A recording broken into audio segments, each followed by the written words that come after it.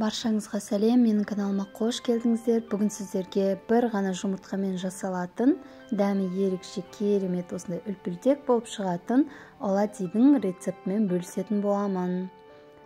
Менің каналыма тіркеліп, видеоның соңына дейін қараңыздар.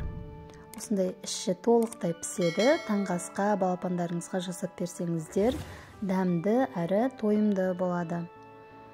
Ең алдымен ыдысымызға жұмыртқаны саламыз. Оның үстінен шекерді салып, екеуін жақсылап венчикпен араластырып аламыз.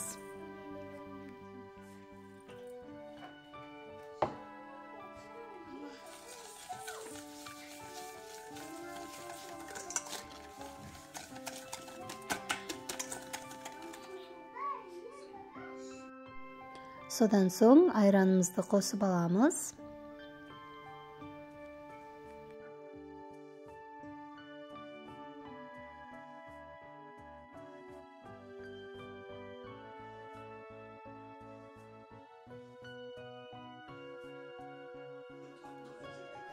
Оның үстінен кішкене ғана тұзды қосамыз және екеуін жақсылап араластырып аламыз. Венчикпен немесе вилкамен араластырсаңыздар да болады.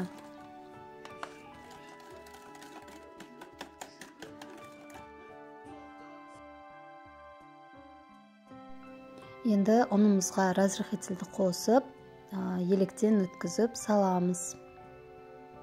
Міндетті түрде електен өткізіп салыңыздар. Сол кезде бір келкі әдемі болып шығады біздің қамырымыз.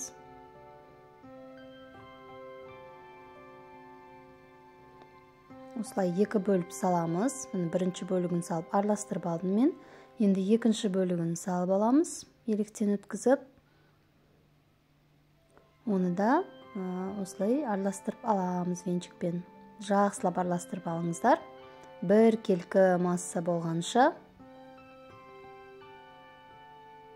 Біздің массамыз дайын. Осындай болып шығады.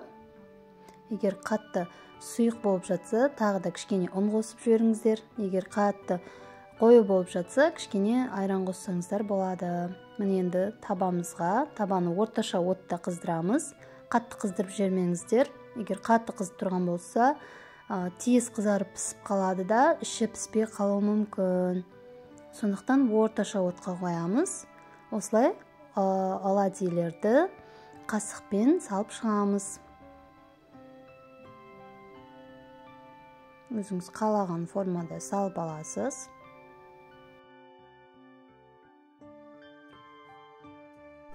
Екі-үш минуттан соң арғы бетіне аударып аламыз. Осылай әдемі болып шығады.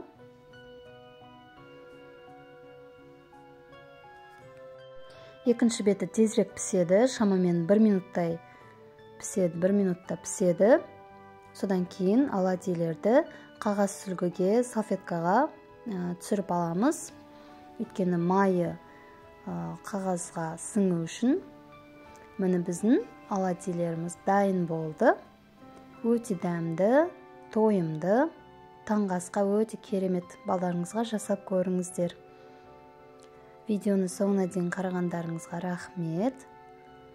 Менің каналыма тіркеліп қойыңыздар. Алдағы уақытта көптеген рецепттермен бөлісетін боламын.